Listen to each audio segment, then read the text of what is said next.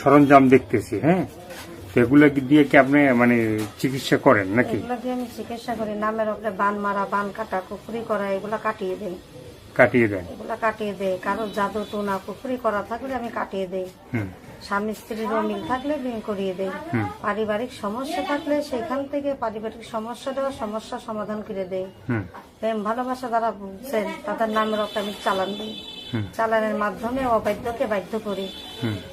আল্লাহর রহমতে হাজার হাজার মানুষের কাজ করি।